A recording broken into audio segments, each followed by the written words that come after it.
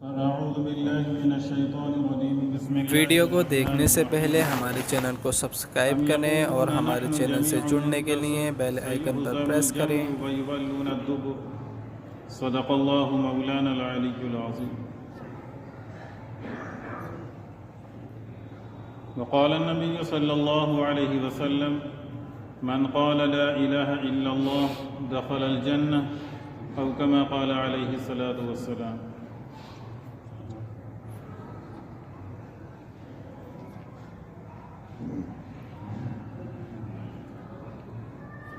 معزز و محترم سامعین اکرام،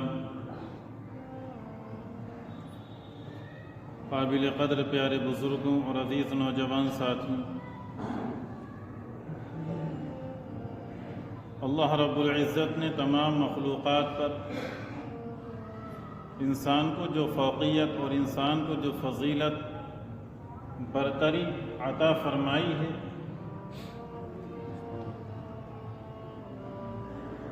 اس کی وجہ کچھ اوصاف ہیں جو اللہ رب العزت نے صرف انسان کو ہی عطا فرمائے۔ بظاہر ان اوصاف میں دیکھا جائے تو معلوم ہوتا ہے کہ وہ ہے عقل کا استعمال، کہ اللہ رب العزت نے انسان کو عقل مندی، دانش مندی اور شعور اتنا عطا فرمایا ہے کہ اس کے قریب کوئی دوسری قوم نظر نہیں آتی، کہ جس کی وجہ سے اس نے اپنے سے ہزاروں گنا زیادہ طاقتور چیزوں کو مسخر کر لیا، اور ان جگہوں پر اس نے کمندیں ڈال دی کہ جن کے بارے میں کوئی دوسری مخلوق سوچ بھی نہیں سکتی، اور ان چیزوں کو اپنے تابع بنا دیا، انہیں اطاعت کے اوپر مجبور کر دیا کہ جہاں تک دوسری قومیں، دوسری کوئی بھی مخلوق نہیں پہنچ سکتی۔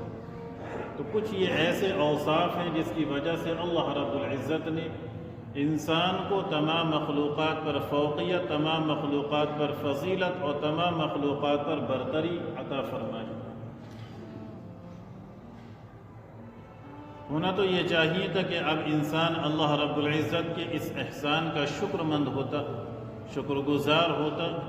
اور باری تعالیٰ کی جانب سے شکریہ کا جو انداز اسے عطا فرمایا گیا تھا، اس انداز اور اس طریقے کے مطابق باری تعالیٰ کی اطاعت کے اندر لگ جاتا، جسے وَمَا خَلَقْتُ الْجِنَّ وَالْإِنسَ إِلَّا لِيَعْبُدُونَ میں صاف طریقے سے بیان فرما دیا۔ لیکن ہمیں نظر یہ آتا ہے کہ جب بھی اللہ رب العزت نے انسان پر نوازشات کے دہانے کھولے ہیں، اس کے اوپر دنیا کو وسیع کر دیا، دنیا کشادہ کر دی گئی، تو فوراً یہ اپنے رب سے بغاوت کے اوپر آمادہ ہو، فوراً ظلم و تشدد کی طرف اس کے قدم بڑھتے ہیں، انسانیت کو فوراً بھول جاتا ہے، حیوانیت اور درندگی کی طرف آمادہ ہو جاتا ہے۔ اور فرشتوں نے جو شکوہ اللہ رب العزت کے سامنے رکھا تھا کہ آپ کیا ایسی مخلوق کو پیدا کرنا چاہتے ہیں جو دنیا کے اندر فساد پھیلائے گی، جو دنیا کے اندر خوریزی کرے گی، وہی منظر اس وقت ہمارے نگاہوں کے سامنے نظر آتا ہے۔ یا یوں کہہ لیجئے کہ انسان اس موقع پر اپنی حقیقت کو بھول جاتا ہے کہ کس طرح اللہ رب العزت نے اسے وجود بخشا ہے۔ صرف اپنی تخلیق کے اوپر انسان غور و فکر کر لے تو سب کچھ سمجھ میں آ جائے گا کہ آخر یہ تکبر، یہ بڑاپن، یہ ظلم، یہ تشدد، یہ فرعونیت اور یہ جہالت کے بام عروج پر پہنچ جانا، یہ تمام چیزیں اسے زیبا نہیں دی۔ أَلَمْ يَكُ نُطْفَةً مِّن مَّنِيٍّ يُمْنَىٰ ثُمَّ كَانَ عَلَقَةً فَخَلَقَ فَسَوَّىٰ فَجَعَلَ مِنْهُ الزَّوْجَيْنِ الذَّكَرَ وَالْأُنثَىٰ، کہیں ثُمَّ خَلَقْنَا النُّطْفَةَ، مختلف انداز اور تعبیرات کے اندر اللہ رب العزت نے اس انسان کی تخلیق کی طرف متوجہ کیا ہے تاکہ اپنے ان اوصاف کی بنا پر کہیں وہ اپنی اوقات کو نہ بھول جائے۔ اور عموماً ہوتا یہی کہ جب انسان کو اللہ رب العزت کی جانب سے جو اوصاف اور جو صفات عطا فرمائی گئی ہیں، ان اوصاف کو وہ دیکھ لیتا ہے، ان اوصاف کا مشاہدہ کر لیتا ہے اور انہیں استعمال پر قادر ہو جاتا ہے، تو فوراً وہ رب سے بغاوت کے اوپر آمادہ ہو جاتا ہے بغیر یہ سوچے اور سمجھے ہوئے کہ اللہ رب العزت نے جو اوصاف یہ عطا فرمائے ہیں اللہ ان کے سلب کرنے کے اوپر بھی قادر ہے۔ چنانچہ تاریخ کے زمرے میں اگر ہم یہ چیز دیکھیں تو حضرت نوح علیہ السلام کے زمانے سے یہ چیز ہمیں اور زیادہ واضح نظر آتی ہے۔ حالانکہ وجود تو حضرت آدم علیہ السلام کے زمانے میں ہی نظر آ گیا کہ کس طریقے سے قابیل نے حابیل کو قتل کیا۔ یہ ایک کھلی نشانی ہے انسان کی اس بات کے اوپر کہ وہ اپنی تخلیق کو بھول کر رب سے بغاوت پر آمادہ ہو چکا۔ لیکن اس چیز کے اندر جو شدت آئی ہے یا یوں کہہ لیجئے جو معرکہ آرائی کفر و اسلام کے درمیان شروع ہوئی ہے وہ حضرت نوح علیہ السلام کے زمانے سے، کہ وقت کے پیغمبر کی حیثیت کو فراموش کر کے اس قوم نے نہ صرف یہ کہ تمسخر کیا، نہ صرف یہ کہ مذاق اڑایا، بلکہ تشدد کا بھی نشانہ بنایا، ان کو اور ان کے متبعین کے اوپر عرصہ حیات تنگ کر دیا۔ اور آگے چلیں تو حضرت ابراہیم علیہ السلام کی زندگی نظر آتی ہے کہ وہاں جہاں نمرود کھلے طور پر یہ دعوے کرتے ہوئے نظر آتا ہے کہ رب تو میں ہی ہوں، خالق اور مالک تو میں ہی ہوں، تم یہ کہتے ہو کہ تمہارا کوئی رب ہے کہ جس کے قبضہ قدرت میں موت اور حیات ہے، تو یہ چیز تو میرے بھی قدرت میں ہے کہ جسے چاہوں میں چھوڑ دوں، جسے چاہوں میں پھانسی کے اوپر چڑھا دوں۔ قال انا احyi واميت قال ابراہیم فان اللہ یأتی بالشمس من المشرق۔ حضرت ابراہیم علیہ السلام نے اسے جواب دیا مبہوت کرنے کے لیے، اور اس پر اس سے کوئی جواب نہ بن پڑا۔ لیکن بتانا یہاں پر یہ مقصد ہے کہ حضرت ابراہیم علیہ السلام کے خلاف بھی اسی طریقے کے حالات بنائے گئے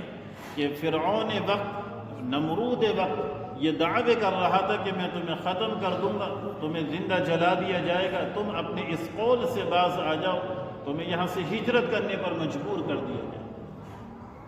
اور آگے بڑھی حضرت موسیٰ علیہ السلام کی زندگی کھلی کتاب ہے ہمارے سامنے۔ وَإِذْ نَجَّيْنَاكُمْ مِنْ آلِ فِرْعَوْنَ يَسُومُونَكُمْ سُوءَ الْعَذَابِ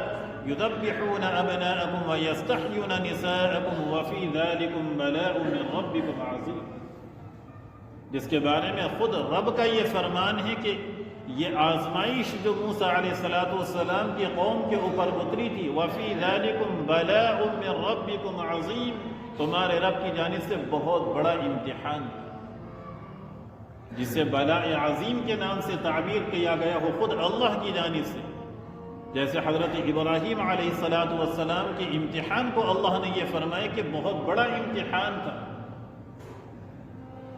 جب انہیں یہ وحی دی گئی کہ اپنے بیٹے کو ذبح کرنا ہے، وَفَدَيْنَاهُ بِذِبْحٍ عَظِيمٍ، جس کے بارے میں کہا گیا، اسے بھی اللہ نے فرمایا إِنَّ هَذَا لَهُوَ الْبَلَاءُ الْمُبِينُ، کہ یہ بہت واضح امتحان تھا حضرت ابراہیم علیہ السلام کا جو دیا گیا۔ ایسے ہی بنی اسرائیل کو جس آزمائش میں مبتلا کیا گیا، یہاں بھی اللہ نے یہی فرمایا وَفِي ذَلِكُمْ بَلَاءٌ مِّن رَّبِّكُمْ عَظِيمٌ، کہ تمہارے رب کی جانب سے بہت بڑی آزمائش تھی، بہت بڑی ابتلا تھی جو قوم بنی اسرائیل کے اوپر نافذ کی گئی۔ اور کس انداز میں کہ فرعون ان کے بچوں کو زندہ قتل کر دیا کرتا اور ان کی بچیوں کو زندہ رکھتا، اس مقصد سے تاکہ جب یہ جوان ہو جائیں تو اس خدمت اور اطاعت کے اندر باندیاں اور لونڈیاں بنا لیا جائے، اور اس طریقے سے اپنے مقاصد پورے کیے۔ ظاہر سی بات ہے کہ کوئی چھوٹی موٹی آزمائش نہیں تھی، ایک سخت ترین آزمائش تھی کہ بچہ پیدا ہوتے ہی اسے قتل کر دیا جاتا اور بچی ہوتی تو اسے زندہ رکھا جاتا۔ اور یہ آزمائش ایسا نہیں ہے 2-4 دن 2-4 سال چلی، سالوں تک اسی طریقے سے یہ آزمائش اور ابتلا کا وقت چلتا رہا۔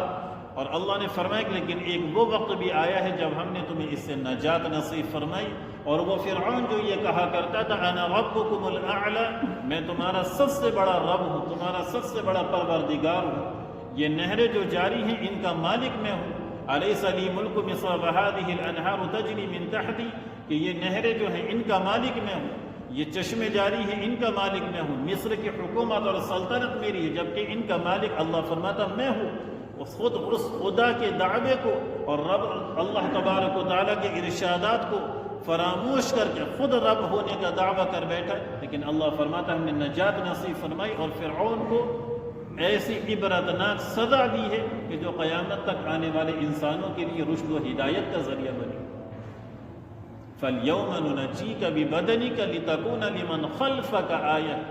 اللہ فرماتا ہم نے تمہاری تیرے بدن کو اس لیے باقی رکھا ہے تاکہ تیرے بعد آنے والی جو قومیں ہوں اور جو ملتیں ہوں وہ اس بدن کے ذریعے سے نصیحت حاصل کریں۔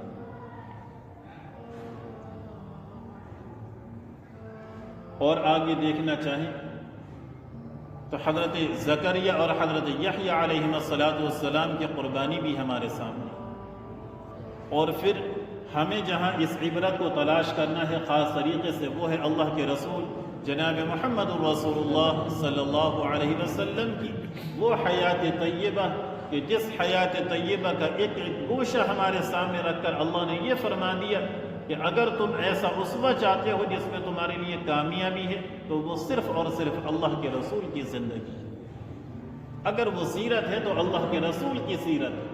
کسی کی زندگی تمہارے لیے آئیڈیل اور نمونہ ہے تو وہ اللہ کے رسول کی زندگی ہے۔ اسے اٹھا کر دیکھو کہ جس زمانے کے اندر غزوہ بدر وجود میں آیا ہے 313 کی تعداد نہتے حضرات ایک طرف اور دوسری طرف 1000 کا لشکر جرار، اور کیسے ابو جہل کے دعوے کہ آج انہیں نیست و نابود کر دیا جائے گا، انہیں ختم کر دیا جائے گا، یہ جو دعوت لے کر آئے ہیں یہ دعوت آج ختم ہو جائے گی، لیکن قرآن اس پر شاہد ہے اور گواہ ہے، اور اس کی آیات ہمیں یہ بتاتی ہیں کہ کامیابی اللہ رب العزت نے ایمان والوں کو نصیب فرمائی،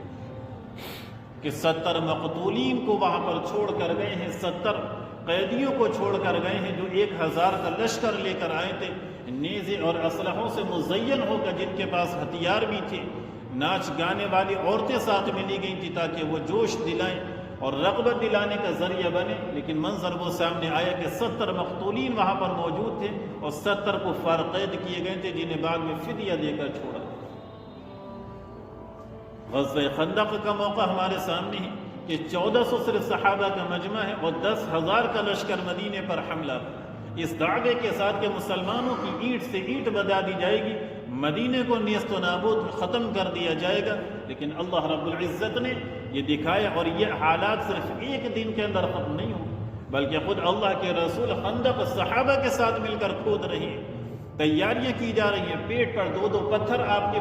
بندھے ہوئے ہیں، یہ بھوک سی شدت کا حال یہ ہے کہ سیدھا کھڑا نہیں ہوا جا سکتا، اس لیے کمر سے پتھر باندھے ہیں، پیٹ سے پتھر باندھ رہے ہیں کہ کسی طریقے سے کمر سیدھی رہے۔ صحابہ کی کیفیت اسی طریقے سے ہی 1 مہینے سے زیادہ اسی طریقے سے صحابہ ابتلا اور آزمائش کے اندر رہے، پھر اللہ کی مدد اتری ہے اور وہ طوفان اور وہ آندھی اور وہ بارش اس قوم پر نازل کی گئی کہ ان کے فاروں کے خیمے اڑتے چلے گئے، جانور ادھر سے ادھر بھاگے ہیں، دیگچیاں اڑتی پھر رہی ہیں، اور پھر یہ مجمع سمجھ گیا کہ ہم مدینے کے اوپر حملہ ور نہیں ہو سکتے، لہذا ایسے ہی خائب اور خاسر ہو کر واپس ہیں۔ حنین کی معرکہ آرائب کی بھی پر ایک نگاہ ڈالتے چلے کہ جو یہودی قوم اپنے آپ کو سازش کا سربراہ کہا کرتی، جنہوں نے غزوہ احد سے لے کر حنین تک جتنے بھی غزوات ہوئے ہیں، ہر جنگ کے اندر درپردہ کافروں کی پشت پناہی کی ہے، انہیں ہتھیار سپلائی کیے ہیں، ان کی ذہن سازیاں کی ہیں، مدینے پر حملہ کرنے کے لیے انہیں ابھارا ہے، اس طرح سے حالات بنائے ہیں کیسے مسلمانوں کو ختم کر دیا جائے، جن کے تصور میں نہیں تھا کہ 7 سال کے اندر اس مدینے سے ہمیں نکال دیا جائے گا، جس مدینے کے وہ ہول سیل مالک بنے ہوئے تھے، جہاں پوری معیشت ان کے قبضے میں تھی، اکانومی کے مالک وہی تھے، ساری دکانداریاں انہی کی تھی، سب کچھ انہی کا تھا، جس مدینے کے وہ خود آبا و اجداد کے اعتبار سے دعویٰ کرتے تھے ہم ہی اس کے مالک ہیں، لیکن اللہ نے یہ بھی دن دکھلایا کہ حنین کی فتح کے بعد اس خائب اور خاسر ہو کر انہیں وہاں سے نکلنا۔ غزوہ موتا کا منظر اٹھا کر دیکھ،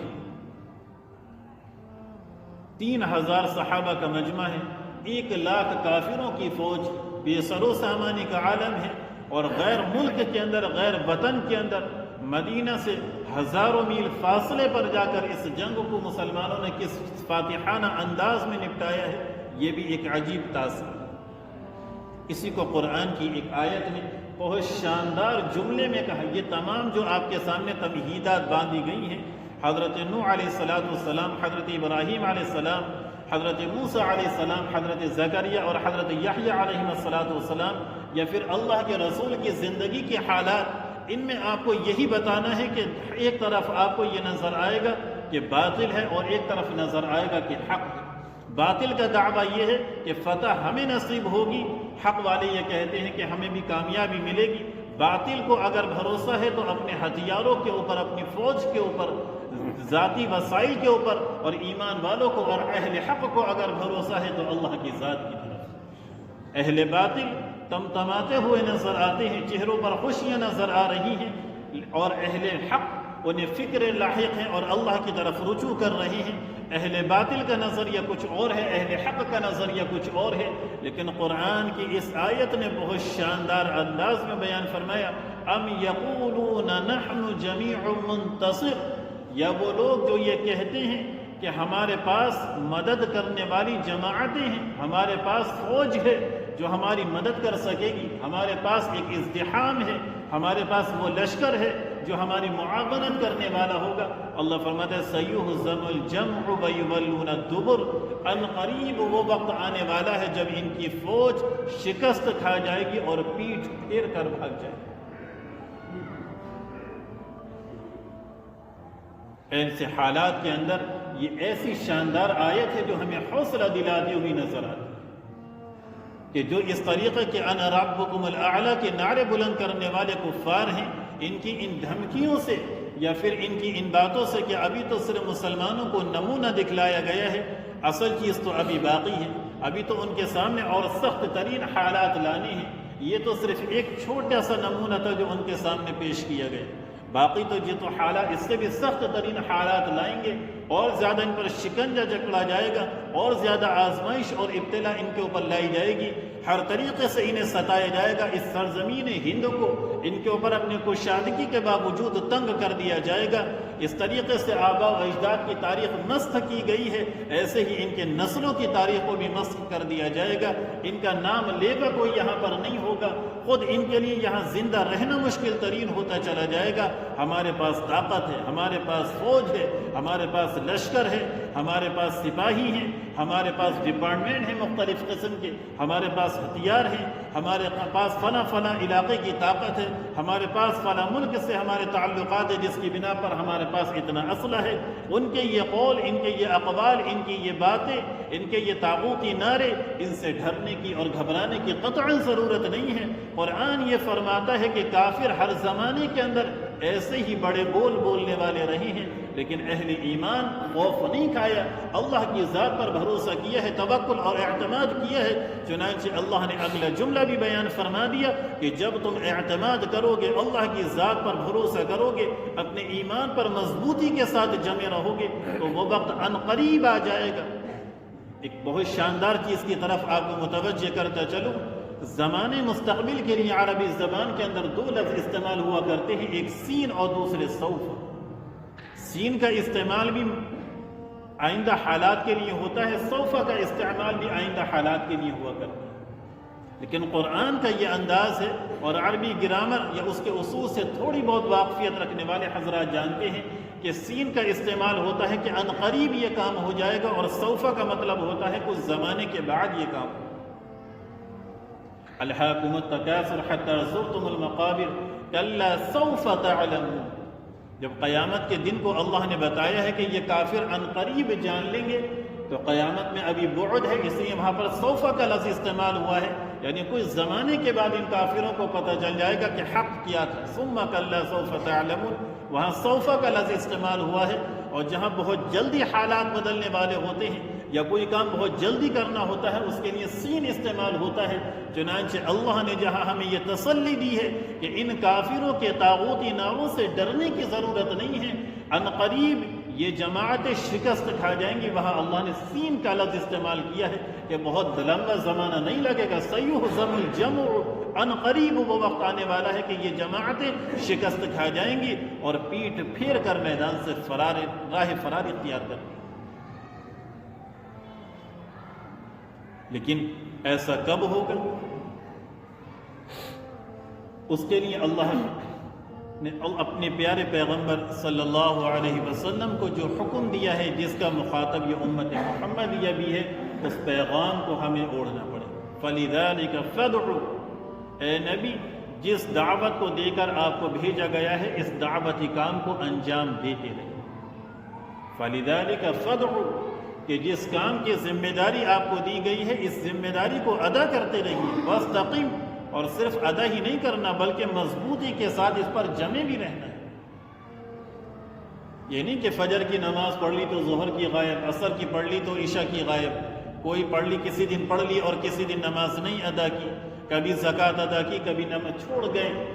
کبھی اچھائیاں کی کبھی اچھائیاں نہیں کی، کبھی دوسروں کو ایمان اور اسلام کی طرف مدعو کیا کبھی نہیں کیا، ایسے کام نہیں چلے گا۔ فَلِذَلِكَ فَادْعُ، جس ذمہ داری کو آپ کے اوپر لاگو اور نافذ کیا گیا ہے، اس دعوت کو دیتے رہیے۔ وَاسْتَقِمْ، اور مضبوطی سے خود بھی اس پر جمے رہیے۔ وَقُلْ آمَنْتُ بِمَا أَنزَلَ اللَّهُ مِنْ كِتَابٍ، اور دنیا والوں کو یہ بتاتے رہیے اللہ نے جو کتاب نازل کی ہے، میں تو اس کتاب کے اوپر ایمان لے آیا۔ وَلَا تَتَّبِعْ أَهْوَاءَهُمْ، اور یہ بھی ذہن کے اندر رہے کہ یہ کافر ہیں، ان کی جو خواہشات ہیں، ان کی جو تمنائیں ہیں، اور یہ تمہارے سامنے جو پیغام پیش کرتے ہیں، ان خواہشات کی بھی اتباع نہیں کرتے۔ اور اگلے جملوں میں اللہ ارشاد فرماتا وَأُمِرْتُ لِأَعْدِلَ بَيْنَكُمْ، کہ مجھے حکم دیا گیا ہے میں تمہارے درمیان انصاف کروں۔ اور اللہ وہ ہمارا رب ہے، تمہارا بھی رب ہے۔ لَنَا أَعْمَالُنَا وَلَكُمْ أَعْمَالُكُمْ، ہمارے لیے ہمارے اعمال ہیں، تمہارے لیے تمہارے اعمال ہیں۔ لَا حُجَّةَ بَيْنَنَا وَبَيْنَكُمْ، اور اگر تم پھر بھی نہیں سمجھنا چاہتے ہو تو ہم تم سے کوئی بحث نہیں کریں گے۔ لا حجۃ بیننا وبینکم اللہ یجمع بیننا، ایک وہ دن بھی آنے والا ہے جب اللہ تمہیں بھی جمع کرے گا اور ہمیں بھی جمع کرے گا۔ وَإِلَيْهِ الْمَصِيرُ، سب کو اسی کی طرف لوٹ کر جانا۔ یہ پیغام ہے اس آیت کے ذریعے سے جو میرے اور آپ کے دلوں کے اندر اتارا ہے۔ لیکن افسوس کہ جو قوم اپنا مستقبل اس چیز میں تلاش کر رہی ہو کہ اگر ہم نے اس میسج کو چند لوگوں کے پاس بھیج دیا تو ہماری قسمت کے تارے جگمگانے لگے، ہمارے گھر کے اوپر امیری کے بادل سایہ فگن ہو جائیں گے، اگر ہم نے اس حدیث کو جو معلوم نہیں حدیث ہے بھی یا نہیں ہے، اگر 50 لوگوں کو فارورڈ کر دیا تو پھر ہمارے گھر کے بارے نیارے ہو جائیں گے۔ جو قوم قرآن کے اندر حضور کے بالوں کو تلاش کرتے ہوئے نظر آنے لگے، اس قوم کا کوئی مستقبل ہو سکتا؟ ارے قرآن کے اندر تلاش کرنا ہے تو اللہ کے پیغام کو تلاش کرو، اللہ کے رسول کی سیرت کو قرآن کے اندر ڈھونڈو۔ اگر قرآن میں تلاش کرنا ہے تو میرے نبی کی وہ طائف کے واقعات کو دیکھو کیسے اللہ نے تسلیہ دی ہے۔ اگر قرآن کے اندر ڈھونڈنا ہے تو بدر کو ڈھونڈو، احد کو ڈھونڈو، غزوہ خندق کو دیکھو، تبوک کو اٹھا کر دیکھو۔ قرآن کے اندر اگر ڈھونڈنا ہے تو نبی کے دن اور نبی کی راتوں کو دیکھو، نبی کی نمازوں کو دیکھو، نبی کے روزوں کو دیکھو، نبی کے صدقہ اور خیرات کو دیکھو، نبی کے اخلاق اور نبی کے کردار کو دیکھو، نبی کی واضح ترین زندگی کو دیکھو جو اس قرآن کے ہر ورق کے اوپر ہمیں نظر آ رہی ہے۔ اتنے واضح قرآن کے دلائل، قرآن کی شواہد، اسلام کی اتنی واضح تعلیمات قرآن کے اندر یہ تو نظر نہیں آ رہی، اور چھوٹے موٹے باریک بال وہ بہت شاندار انداز میں نظر آ رہے۔ ایسا اس قوم کا مستقبل ہو سکتا؟ اور پھر خود عقل میں آنے والی بات ہے کہ اگر قرآن میں حضور کے بال نکل رہے ہیں تو اس سے مسلمانوں کا کیا فائدہ ہو؟ یعنی جو اللہ نے عقل عطا فرمائی ہے ان غیر مسلم حضرات کے ساتھ رہتے رہتے ان کی رسم و رواج اتنی دلوں کے اندر گھر کر گئی ہیں کہ بالکل سوچنا سمجھنا بھی صلاحیت ختم ہو گئی کہ ان حالات کے اندر اللہ رب العزت اس انداز میں مدد فرمائے گا کہ قرآن میں بال نکلنے لگے، اس سے کون سے تمہارے مسئلے حل ہو رہے؟ بھئی مسائل کا حل کا تو انداز یہ ہے کہ جو غیر قومیں تمہارے اوپر مسلط ہیں اللہ ان کے اوپر عذاب نازل کرے، جو قومیں تمہارے اوپر قوانین لا رہی ہیں یہ قوانین ختم کر دیے جائیں، اس انداز میں تو اللہ کی مدد آئے۔ یہ ہے اللہ کی مدد کا انداز۔ قرآن کے اندر بالوں کو ڈھونڈنا یہ کوئی اللہ کی مدد ہے؟ یہ تو نعوذ باللہ ثم نعوذ باللہ اللہ کی ذات کے ساتھ ایک کھلواڑ کیا جا رہا کہ اللہ کی مدد کو اس انداز میں ڈھونڈا جائے۔ اس لیے میرے بھائیوں آپ سے درخواست ہے کہ ان حالات میں پہلے سے گھبرانے کی ضرورت نہیں۔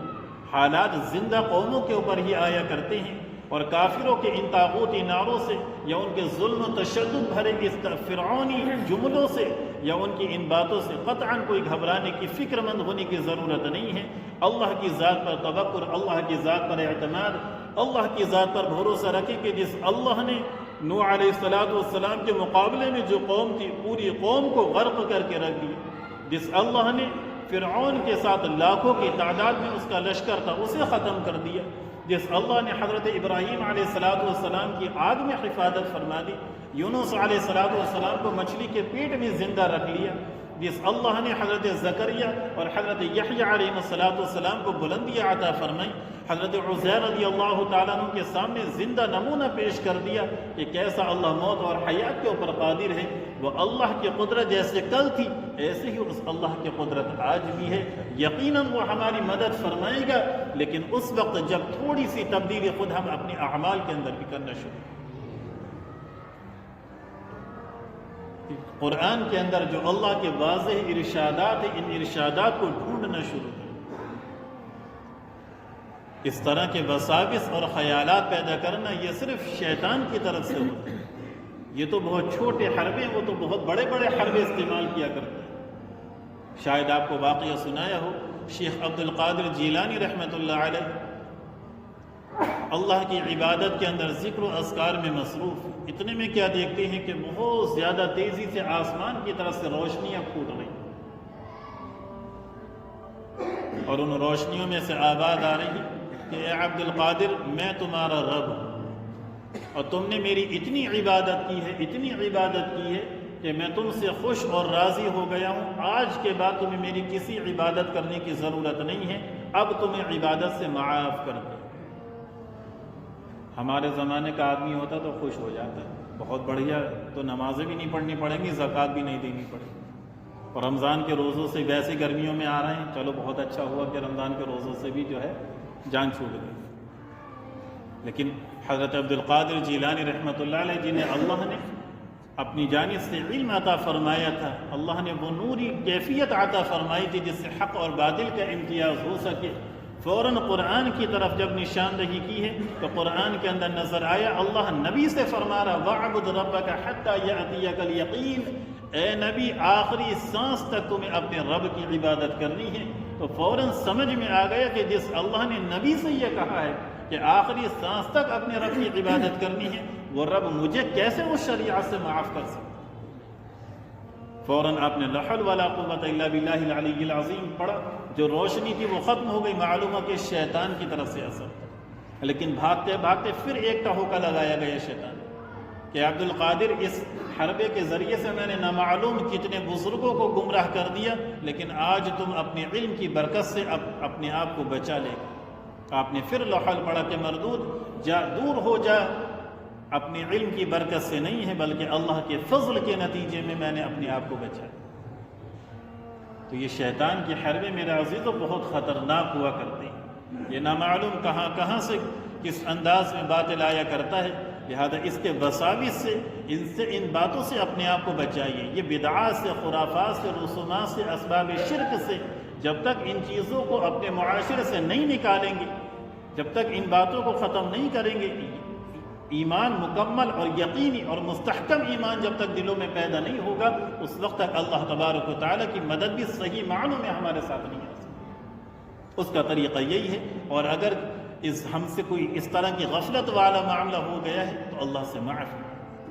اللہ قرآن میں صاف طریقے سے فرماتا ہے کہ جن لوگوں سے بدعمالیاں ہو جائیں وہ اللہ کی طرف رجوع کرنے والے بن جائیں، اپنے ایمان کو مضبوط کر کے ایمان لے آئیں، ان ربک من بعدها لغفور الرحیم، تو اللہ تعالیٰ تو اس کے بعد بھی معاف کرنے والا ہے، رحم کرنے والا ہے،